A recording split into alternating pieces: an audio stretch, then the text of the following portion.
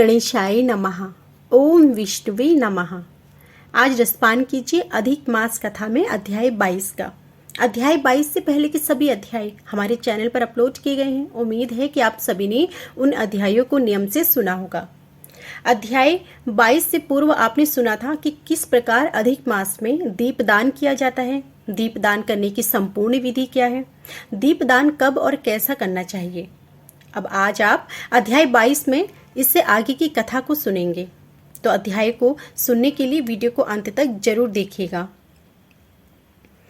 दृढ़ धनवा बोला, ही ब्राह्मण ही मुनि, अब आप पुरुषोत्तम मास की व्रत करने वाले मनुष्यों के लिए कृपया करके उद्यापन विधि को अच्छी तरह से कहिए। वाल्मीकि मुनि बोले, पुरुषोत्तम मास व्रत की संपूर्ण फल की प्राप्ति के लिए श्री पुरुषोत्तम मास के उद्यापन विधि को थोड़े में और अच्छी तरह से कहूंगा। पुरुषोत्तम मास के कृष्ण पक्ष की चतुर्दशी, नवमी और अष्टमी को उद्यापन करना कहा है। इस पवित्र पुरुषोत्तम मास में प्रातःकाल उठकर यथा उपलब्ध पूजन के समान से पूर्वाहन की क्रिया को कर एकाग्र मन होकर सदाचारी विष्णु भक्ति में तत्पर स्त्री सहित ऐसे 30 ब्राह्मणों को निमंत्रित करें।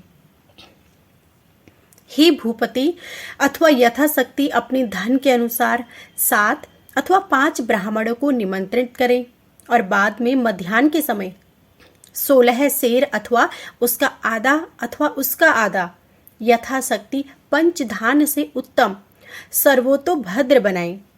सर्वोतोभद्र मंडल के ऊपर स्वर्ण, चांदी, तांबा अथवा मिट्टी के छिद्र सहित शुद्ध 4 कलश स्थापना करनी चाहिए। 4 बेहों के प्रीत्यर्थ चारों दिशाओं में बेल से युक्त उत्तम वस्त्र से वेष्टित पान से युक्त उन कलशों को करना चाहिए।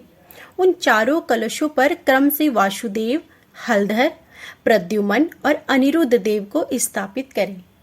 पुरुषोत्तम मास व्रत के आरंभ में स्थापित की हुई राधिका सहित देव देवशी पुरुषोत्तम भगवान को कलश युक्त वहां से लाकर मंडल के ऊपर मध्य भाग में स्थापित करें। वेद वेदांग की जानने वाले वैष्णव को आचार्य बनाकर और जप के लिए 4 ब्राह्मणों का वरण करें।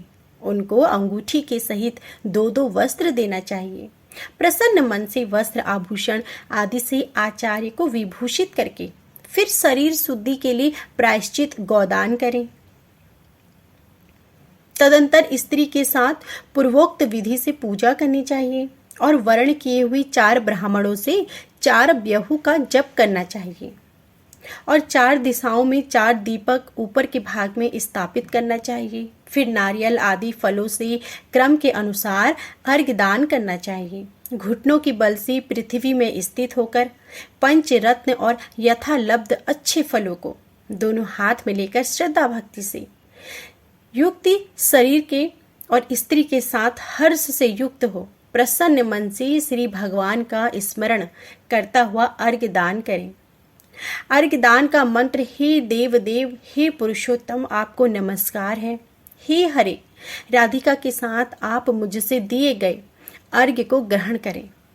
नवीन मेघ के समान श्याम वर्ण 2 भुजाधारी मुरली हाथ में धारण किए पीताम्बरधारी देव राधिका के सहित पुरुषोत्तम भगवान को मेरा नमस्कार है। और इस प्रकार भक्ति के साथ राधिका के सहित पुरुषोत्तम भगवान को नमस्कार करके चतुर्थ्य नाम मंत्रों से तिल की आहुति दें। इसके बाद उनके मंत्रों से तर्पण और मार्जन करें। इसके बाद राधिका के सहित पुरुषोत्तम देव की आरती करें। अब निराजन का मंत्र कमल के दल के समान कांति वाले राधिका के रमण कोटि कामदेव को सौंदर्य को धारण करने वाले देवेश का प्रेम से निराजन करता हूँ। अथ ध्यान मंत्र अनंत रत्नों से शोभायमान सिंहासन पर स्थित अंत ज्योति स्वरूप वंशी शब्द से अत्यंत मोहित व्रज की स्त्रियों से घिरे हुए हैं। इसलिए वृंदावन में अत्यंत शोभायमान राधिका और कौस्तुभ मणि से चमकते हुए हृदय वाले शोभायमान रत्नों से जटित किरीट और कुंडल को धारण करने वाले आप नवीन पीताम्बर को धारण किए हैं और इस प्रकार पुरुषोत्तम भगवान का ध्यान करें। फिर राधिका के सहित पुरुषोत्तम भगवान को पुष्पांजलि देकर स्त्री के साथ साष्टांग नमस्कार करें। नवीन मेघ के समान श्याम वर्ण पीतांबर वस्त्रधारी अच्युत श्री वत्स चिन्ह से शोभित और स्थल वाली राधिका सहित हरि भगवान को नमस्कार है। ब्राह्मण को स्वर्ण के साथ पूर्ण पात्र दें और बाद में प्रसन्नता के साथ आचार्य को बहुत सी दक्षिणा दें। सप्तनिक आचार्य को भक्ति से वस्त्र आभूषण से प्रसन्न करें और फिर ऋत्विजों को उत्तम दक्षिणा दें। बछड़ा सहित वस्त्र सहित दूध देने वाली सुशीला गौ को घंटा आभूषण से भूषित करके उसका दान करना चाहिए। तांबे का पीठ, स्वर्ण का श्रृंग चांदी के खुर से भूषित कर दें। घृत पात्र दें और उसी प्रकार तिल पात्र दें। स्त्री पुरुष को पहनने के लिए उमा महेश्वर के वस्त्र का दान करें। 8 प्रकार का पद दें और 1 जोड़ा जूता दें। यथाशक्ति हो तो आयु की चंचलता को विचारता हुआ वैष्णव ब्राह्मण को श्रीमद् भागवत का दान करें। देरी नहीं करें। श्रीमद् भागवत साक्षात भगवान का अद्भुत रूप है। जो वैष्णव पंडित ब्राह्मण को देता है वह कोटि कुल का उद्धार कर अप्सरा गणों से सेवित विमान पर सवार हो योगियों को दुर्लभ गौलोक को जाता है। हजारों कन्यादान, सैकड़ों वाजपेयी यज्ञ, धान्य के साथ क्षेत्रों के दान और जो तुलादान आदि 8 महादान हैं और वेद दान हैं, वे सब श्रीमद् भागवत दान की 16वीं कला की बराबरी नहीं कर सकते। इसलिए श्रीमद् भागवत को स्वर्ण के सिंहासन पर स्थापित कर वस्त्र आभूषण से अलंकृत कर विधि पूर्वक वैष्णव ब्राह्मण को दे। कांसे के 30 संपुट में 30-30 मालपुआ रखकर ब्राह्मणों को दे। हे पृथ्वीपति, हर एक मालपुआ में जितने छिद्र होते हैं उतने वर्ष प्रयत्न वैकुंठ लोक में जाकर वास करता है। योगियों को दुर्लभ निर्गुण को गौलोक को जाता है। जिस सनातन ज्योति धार्म गौलोक को जाकर नहीं लौटते हैं 28 शेर की कांसी का संपुट कहा गया है। निर्धन पुरुष यथाशक्ति व्रत पूर्ति के लिए संपुट दान करें अथवा पुरुषोत्तम भगवान के मालपुआ का कच्चा सामान फल के साथ संपुट में रखकर दें। हे नराधीप, निमंत्रित सप्तनिक ब्राह्मण को पुरुषोत्तम भगवान के समीप संकल्प करके दें। अब प्रार्थना लिखते हैं कि हे श्री कृष्ण, हे जगदाधर, हे जगन्नाथ, अर्थात हे जगत को आनंद देने वाले, मेरी समस्त इस लोक तथा परलोक की कामनाओं को शीघ्र पूर्ण करें। और इस प्रकार गोविंद भगवान की प्रार्थना कर प्रसन्नता पूर्वक पुरुषोत्तम भगवान का स्मरण करता हुआ स्त्री सहित सदाचारी ब्राह्मणों को भोजन कराएं। ब्राह्मण रूप हरि और ब्राह्मणी रूप राधिका का स्मरण करता हुआ भक्ति पूर्वक गंधाक्षत से पूजा कर घृत पायस का भोजन कराएं। व्रत करने वाला विधि पूर्वक भोजन सामान का संकल्प करे। अंगूर, केला, अनेक प्रकार के आम के फल, घी के पके हुए, सुंदर उड़द के बने हुए बड़े, चीनी घी के बने हुए घेवर, फेनी, खाड़ के बने हुए मंडक, खरबूजा, ककड़ी का साग, अदरक, सुंदर नींबू, आम और अनेक प्रकार के अलग अलग शाक, इस प्रकार से युक्त 4 प्रकार का भोजन सुगंधित पदार्थ से वासित होकर गौरश को परोस कर कोमल वाणी से बोलते हुए यह स्वादिष्ट है और इसको आपके लिए तैयार किया है, प्रसन्नता के साथ भोजन कीजिए।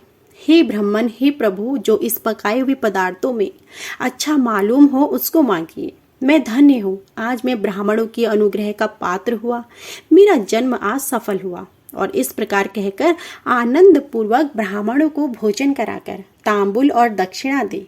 इलायची, लौंग, कपूर, नागरपान, कस्तूरी, जावित्री, कत्था और चूना, इन सब पदार्थों को मिलाकर भगवानों के लिए प्रिय तांबुल को देना चाहिए। इसलिए इन सामानों से युक्त करके ही आदर के साथ तांबुल देना चाहिए।